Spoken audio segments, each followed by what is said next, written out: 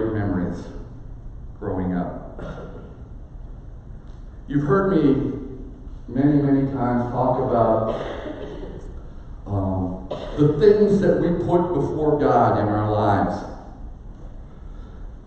This morning, I'm going to look at 3 examples. They jumped out at me this week. Where Jesus, I normally, when I'm showing this, I go back to Abraham and Isaac, but I saw 3 examples where Jesus knew exactly where someone's priorities lay. And so, the one that is common, we're going to look at first, Matthew chapter 19. So, if you want to turn to it, it's Matthew 19, otherwise it's on the board here. Then someone came to him and asked, "Teacher, what good deed must I do to have eternal life?" And Jesus said to him, "Why do you ask me about what is good? There is only one who is good. If you wish to enter into life, keep the commandments." The man said to him, "Which ones?" And Jesus said, "You shall not murder, you shall not commit adultery, you shall not steal, you shall not bear false witness. Honor your father and mother. Also, you shall love your neighbor as yourself." And the young man said to him, "I have kept all these.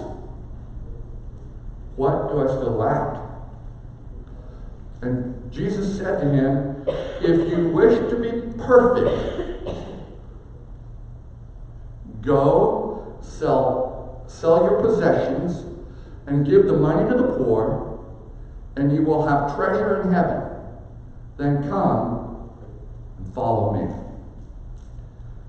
When the young man heard this word, he went away grieving, for he had many possessions. Wow. Far too often we turn this into a war against wealth. We're kind of having that in today's political structure, right? A war against wealth and the wealthy. But that's what many people, when they first read this, they think this is a war against wealth. It is not. Now, sometimes I think that we seem to grasp Jesus' divinity, the fact that he's God, far more when he does those amazing miracles, when he makes the lame walk and the blind to see and raises the dead, all of those things, we immediately go, he's God.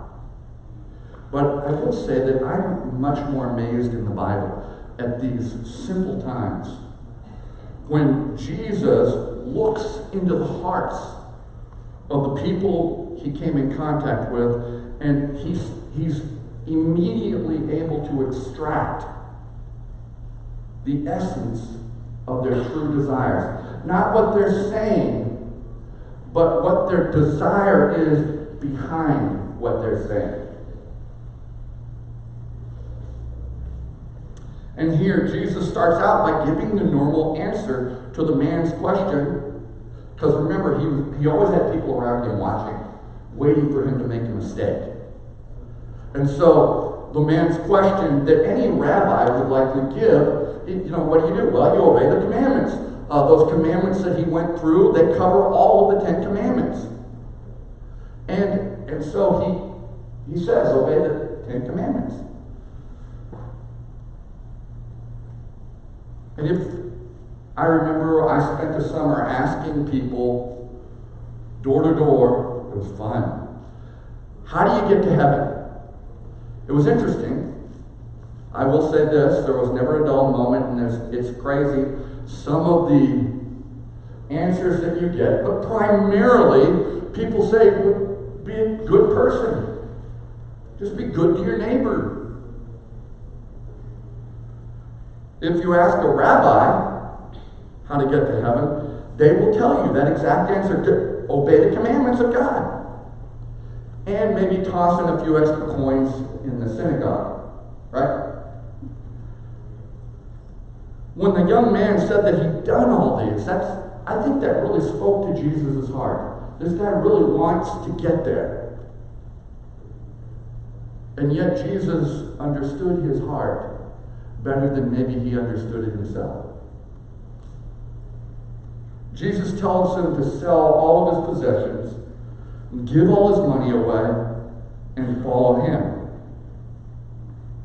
And the young man left dejected. See, he's like a great coach. He understands the weakness of his opponent. You know, coach knows before they study the film of the player, of the team that they're playing, and they understand what they don't do well, and they key in on that. Well, Jesus immediately hones in on this young man's priority, and he calls him on it. And again, we sometimes make the mistake of putting down wealthy people or wealth like it is in and of itself a sin. It is not. Jesus made it plain elsewhere where he said you cannot serve two masters. You cannot serve God and money. And the important part there is serve. Serve. You cannot serve. See, money is meant to serve you, not the other way around. Right? And when it becomes this, when you serve money, then you have crossed over. It has become more important to you. Jesus didn't ask the man to give up his wealth, his money, because he hates wealth.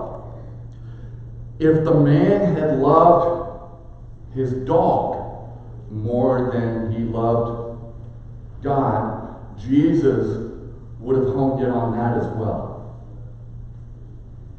Okay? He understands whatever it is that you or someone he came in contact with holds as a greater priority. He asked him to give up the one thing that would keep him from devoting himself entirely to God. So we're going to go a little bit backwards in the book of Matthew to Matthew chapter 8 for our next two examples. Verses 18 through 20. Now when Jesus saw great crowds around him, he gave orders to go over to the other side of the lake. A scribe then approached and said, "Teacher, I will follow you wherever you go." And Jesus said to him, "Foxes have holes, and birds of the air have nests, but the Son of Man has nowhere to lay his head."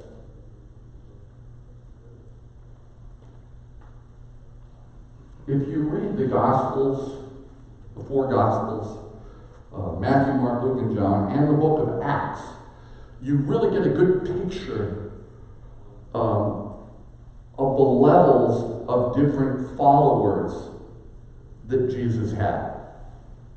You understand who was faithful all the way through his crucifixion and then after, into the time when they were building the church. And so I know one of the things that we had to study in some of our pastoral classes was Rick Warren in, how many of you read The Purpose-Driven Life? Yeah. Okay. Did you guys look at a purpose-driven church? Sometimes churches go through the whole thing. So we looked at this, a purpose-driven church, and in it, Rick Warren says that they have three different levels of congregation people that come there.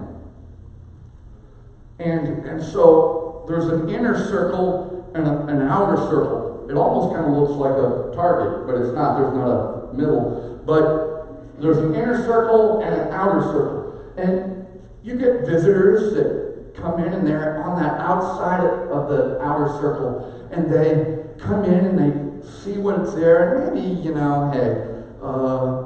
Easter and Christmas, they come all the time on Easter and Christmas, but they're outside. And then there's this outside circle. Inside of that, there are the people that probably 80% of any church are in. Now, I will say, I believe that we have a much lower percentage of that here.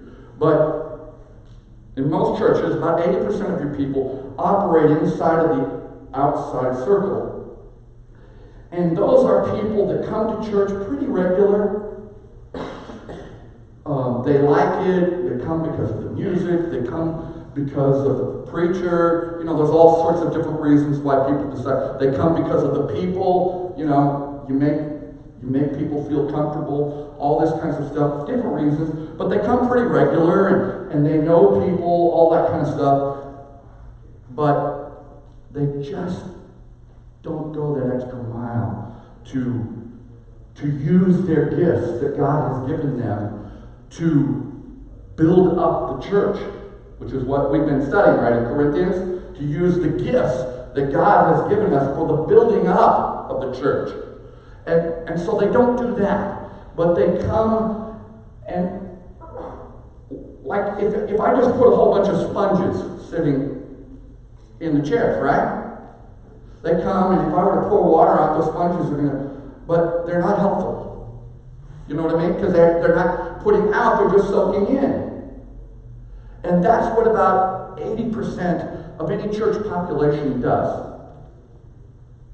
And then you have this 20%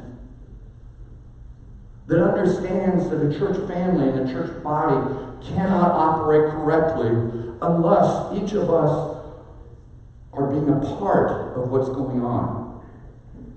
And we're surrendering our gifts and our skills and things like that to build up the church, to help it work correctly. Paul talks about that all through his books. Well, Jesus had these same issues with followers. It's the same thing. He had that inner circle, right? The disciples, the people in that inner circle probably were the disciples. And then you had Mary and Martha and Lazarus. And Mary Magdalene. Certainly, then we find out in Acts, the reason I said, because if you include Acts, you find out that Mark, the young man that wrote the book of Mark, the gospel, his mother and grandmother were both followers of Jesus and actually supported his ministry financially and continued to do that to the church. His grandmother was a seller of purple. And in those days, purple was very expensive. You had to get it from like China or someplace. And it had to come through the trade routes. And so it was expensive. But she used that money to support Jesus' ministry and then the work of the church.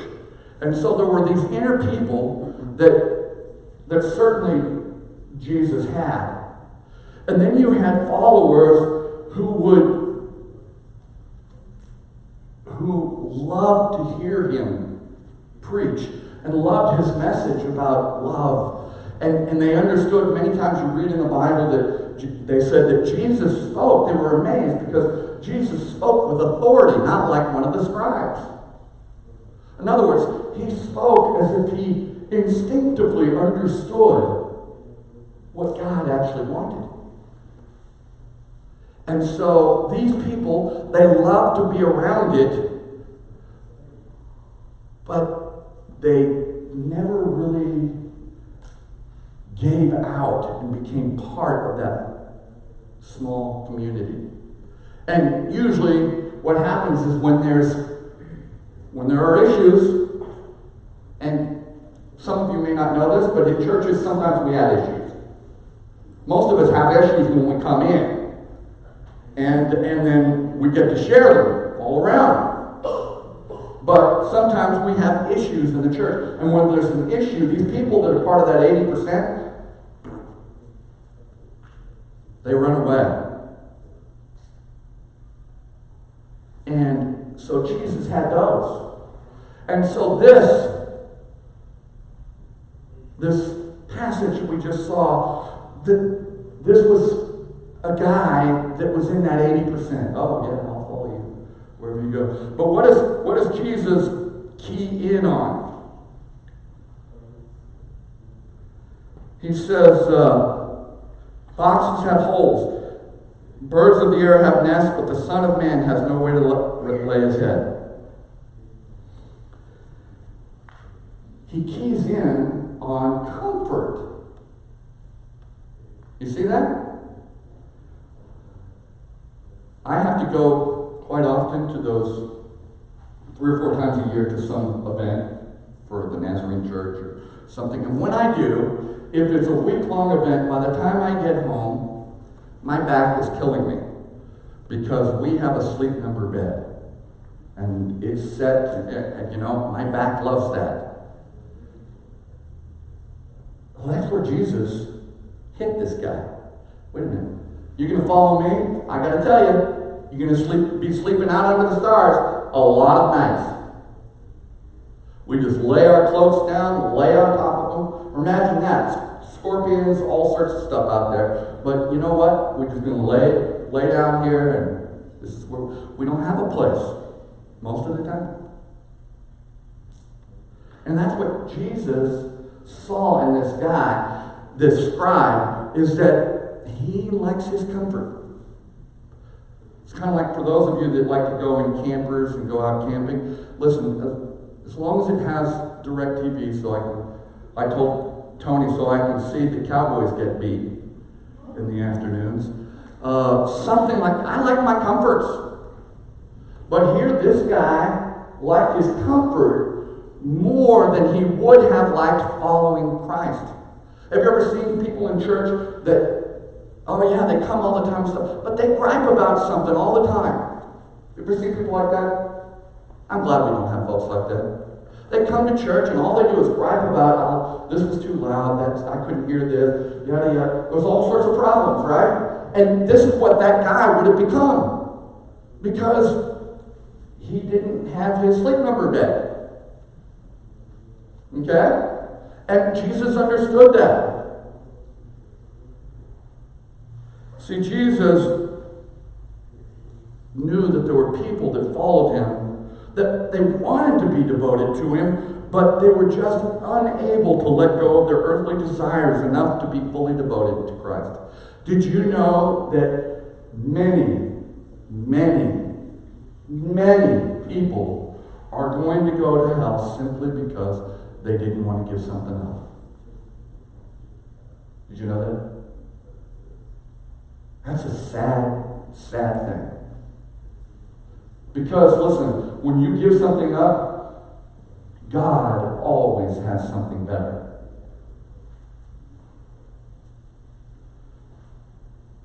Now, the last example is found in the 3 verses directly after this. Back in Matthew, another of his disciples said to him, and when he says his disciples, it means those 80% followers, said to him, Lord, first let me go and bury my father. But Jesus said to him, follow me and let the dead bury their own. That seems harsh, doesn't it? I just want to go bury my dad. But Jesus is saying when I say go, we just go. There's no hesitation. You notice when he called the disciples, you watch that? It's so interesting. He didn't have a lot of quibbling. It was just, come, follow me. And they just dropped everything they were doing and followed. Do you know that's something that's in here, right? The willingness to drop whatever you're doing and follow Christ. And Jesus understood that this person wasn't like that. And so, this person, well, let me go take care of. See, he was putting family ahead of Jesus. I've said it before, Keith Green has a song that says, I pledge my head to heaven, I pledge myself, and then it says, I pledge my wife to heaven, that I would never, ever love her more than the one who gave her to me. That's a great. And then he says, I pledge my son to heaven. Though he's kicked and beaten, ridiculed and scorned, may he love the one who gave him life. Those things, they put your priorities right. You may recall several years back, I talked about Corrie ten Boom telling Chuck Swindoll, are these your children? And they were running all around, and he said, I didn't even want to claim them. But she says, hold them gently. Hold them gently. Because God may someday want to take them. And you won't be able to let go. What insight. Don't put anything ahead of your devotion to Jesus. In each and every one of these cases that we looked at, these three places, the people in question were concerned about the very same things that concern each and every one of us. Right? Our families, our comfort, our money.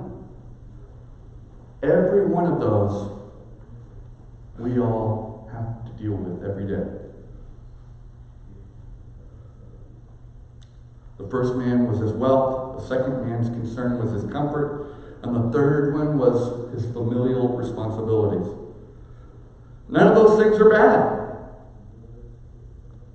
In fact, they're good. As long as you don't love them more than God and aren't more devoted to them than you are to God. He's not telling them. It's interesting. We think, oh, what do I have to, when the young man came, we think, okay, what do I have to be, what do I have to do to be saved? And he says, obey the commandments. Okay, I did that, but what else? Oh, listen, I want you to stop snorting coke. I want you to quit womanizing and picking fights in bars. If you just do that. He's not saying any of that because those are bad things in and of themselves. See? Right? Those are obviously bad things. That's not what he keyed in on. He keyed on the thing that was in this guy's life, these people's lives, that weren't bad things. They were just things that these people loved more than they did God.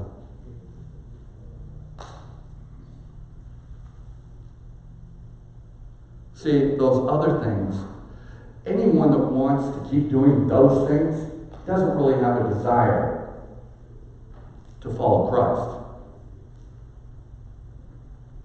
The people that we looked at there were almost there. You know, they were just about ready to step foot on the yellow brick road. Right? But, you know, I've got this. They weren't outsiders looking in, and nor were they part of that inner circle that dropped everything and followed Jesus. They were just people, like many that come into our church and every other church across this nation, and think that they want to be Christians but aren't willing to give up their lifestyles. Many of the things that people do aren't bad things. They just prefer them than being with God's people. That's a problem. There are things that get in the way of total devotion to God. And you start to see that, you know, I know the boating thing is a big, if you've ever had a boat, it's a different lifestyle. We had a boat, we would go back and forth to Catalina a lot and stuff. But you start seeing the people that have boats, they have a different lifestyle. And it becomes a priority for them. hard to give up. We all have something that is coming in between our total devotion to God. I believe that. I believe everybody's got something. Because Christ said, if you want to be perfect, right, then do this. So, how many perfect people do we have out there? No. We've all got something. I don't know what it is for you, but I do know that God wants you, not necessarily, sometimes you give things to God, and what does He do? He gives it right back to you. And makes it better. He'll do that. But sometimes you give something to God and He transforms it. I don't know what you may or may not have in your life, but I know that if you're not perfect, then you probably have something that has gotten in your way of total devotion to God. And I mean, it could be anything. It could be, hey, video games. I love to play video games. It could be an attitude towards someone. Ooh. I think that's something that gets in a lot of people's way. I have this terrible boss. Right? That's an attitude problem. There's a lot of terrible bosses out there. Did you know that? But Christ says, and Paul said, pray for those who persecute you. Have a good attitude. I don't know what it is in your life, but I know that if you ask the Holy Spirit, He can show you where you need to get right. Let's bow our heads.